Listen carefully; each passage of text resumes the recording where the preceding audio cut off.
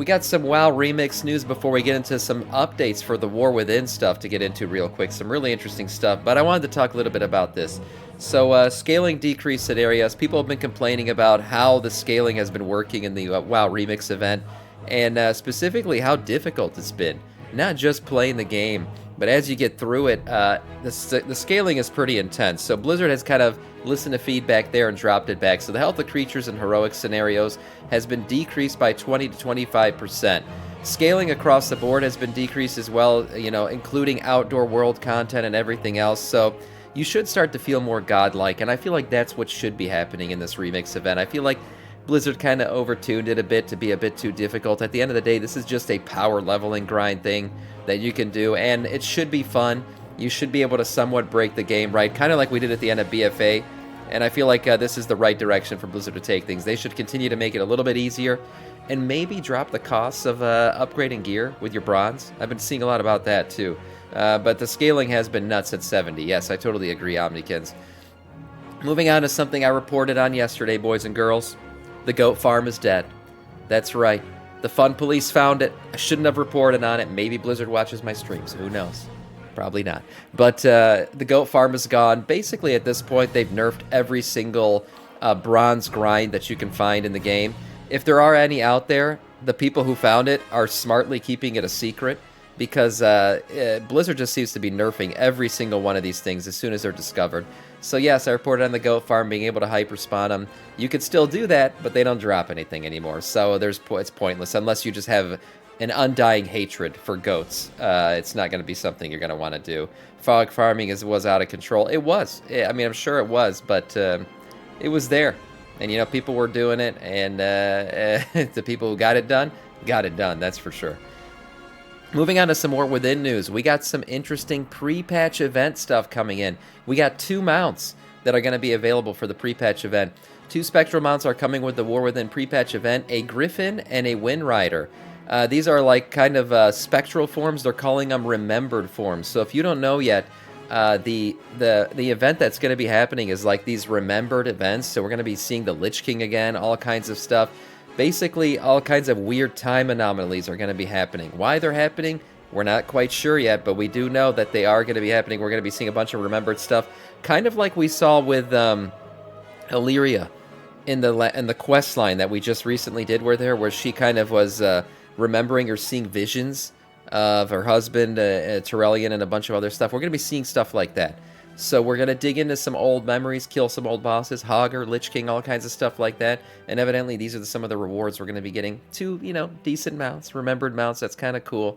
You know, throwbacks to some old classic WoW stuff. There's some tinges of red in this. I'm not sure what that is yet, if it's the way this is taken or a screenshot of it or what. But some interesting looks for these. We'll have to see what happens with them. Dragon riding was transformed into dynamic riding, and now it's being called sky riding. So we heard some of this stuff earlier in the week with the Mr. GM interview, and I was like, what the hell? Why is he calling it sky riding? That's the new name. So we're going to be calling it sky riding from now on. That's your dynamic flight, aka dragon riding, and it's going to be in your tooltip here. You can see it's sky riding. So as of right now, there are only 5 mounts capable of flying that are unable to sky ride in the War Within. So everything should be able to skyride. The 5 that can't, I'm not sure which ones they are yet, but I'm sure they will eventually update it so that way you could do it. In terms of talents, right? We got our dragon riding talents. Those have been significantly squished down. We're gonna be getting them as we're leveling and stuff like that. But there hasn't been much change to them. Basically, they kind of, like I said, shrunk it down so we'll be able to get this tree quicker. You got your 2 choices here. Just a new kind of look for it. A bunch of the same stuff, but just a refreshed version of it that looks nicer and maybe leaving us some room for stuff to be added later on. Who knows? But, you know, sky riding was a great addition to the game. I'm happy to see that it's continuing forward in the way it is. Oh, yes, this piece of news. If there was ever a piece of news that I was excited to report on, it was this one. You can now transmog your pants away, boys and girls. Now, there are specific servers where I feel like this is going to be used a bit more than other servers. Yeah, you can get a hint maybe of where I'm going with this. Maybe you like to guard the moon. Yeah, I'll just leave it at that. But yes, you'll be able to transmog your pants away. So along with your shoulders, your helm, your cape, and now your pants. transmog them away to see no more. That's great. You can hide that armor if you've ever wanted to do stuff like that. As characters' customization becomes more elaborate, with races like the Earthen, which actually have a cool pair of underwear. I mean, the Earthen get the award for the best-looking underwear in the game. That's for sure. I mean, Stony Boy underwear with a cock gem, that's fantastic. People want to show off their stuff more. So with visage forms, you know, full body scales, things like that, the ability to hide leg armor will allow these races to show off their unique models. That's fantastic. So yes, transmog your pants away, boys and girls. WoW has reached a new level of ingenuity. A new mount has been data mined as well. Queen Enserak, who is the final boss in the Nerubian Palace, which is the first raid we're going to get in the War Within, has been shown to drop 2 different mounts. Now, it's the same mount, but different colorways. So this is the, you know, every difficulty but Mythic will be dropping this. This looks freaking fantastic. I'm not going to lie. I've never been a bug mount guy, but damn, this mount looks good.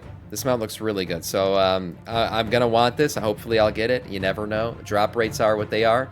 You know, there's some RNG involved, but this mount does look good, I have to say. As far as bug mounts go, probably one of my favorites. And then there's a mythic version here, which has a red and somewhat albino colorway.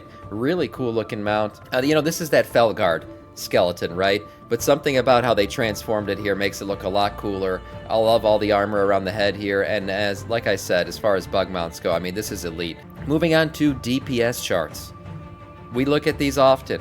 It's week 4 of season 4. And where does everybody stand? Let's get into some of this stuff here real quick. First things off, overall damage. Oh no. Oh no, everyone's going to start playing Hunter again. Oh. Okay, Marksmanship Hunters at the top, boys and girls. That's great. And I'm happy for the Hunters to see them back on top. Devastation Evoker. Unholy DK has been doing really good so far in Season 4 and continues to do so. They were at the top. Now it looks like they're at number 3. Arms Warrior, Frost DK. Windwalker Monk has really made a comeback recently, and they're doing awesome in Season 4 as well. Havoc Demon Hunter still doing good. Ass Rogue is the first rogue spec that we see on here. Ret Pally, Shadow Priest, and then we go on and on. The first mage spec, Arcane and Fire, kind of even here in the middle. At the bottom, Sub-Titty Rogue, once the king of Season 3, no longer the king. Down here at the bottom, I mean, they got nerfed into the ground. I don't even know what to say about them anymore. And then Warlocks, I mean, look at that. Demonology is the highest right here. Just a mid-tier DPS spec for overall damage. Interesting to see. Let's see how single target looks. Unholy takes the crown here. And that's pretty obvious. I've been seeing Unholy DKs really popping off in the raid. And, you know, the Legendary really helps a lot with that. Ass Rogue here doing really good as well. Devastation Evoker, Arms Warrior, Ret Pally. We see it's a melee-centric life right now that we're living. Melee has been doing really good. There's a reason why a lot of our raids have been really filling up with melee DPS lately, and it's because melee's just popping off. Arcane Mage right here coming up is the first really range spec. We know Devastation is more of a mid-range. Beast Hunter, Beast Mastery Hunter is really good at single target, it looks like. Frost DK, your other mage specs here. Affliction Warlock, looks like they're the best single target for Warlocks right now. Shamans making love to each other right here in the middle with their totems. And then at the very bottom, Fury Warrior, Sub-Titty again at the bottom. Augmentation, not very trackable at this moment. And Demonology Warlock down here. Sad to see. Let's see who the big movers are. Up and down. Marksmanship Hunter is the big mover up. 10 freaking spots. That's a lot of spots to move up. That's huge. They must have gotten a big buff recently that I don't even know about. But Marksmanship Hunter shooting up the charts. 10 spots. Devastation up 7 as well. The biggest movers down, Affliction Warlock down 10 spots, and Arcane Mage down 8. Wow, sad to see it. You hate to see it, but it happens. Somebody's got to move down if somebody's moving up, that's for sure. So that's it for now. We'll have to check these back on these in week 5. There have been a lot of balancing things going on, and obviously a lot of balancing is going to hit with the War Within. So we'll have to see where everybody stands once that happens.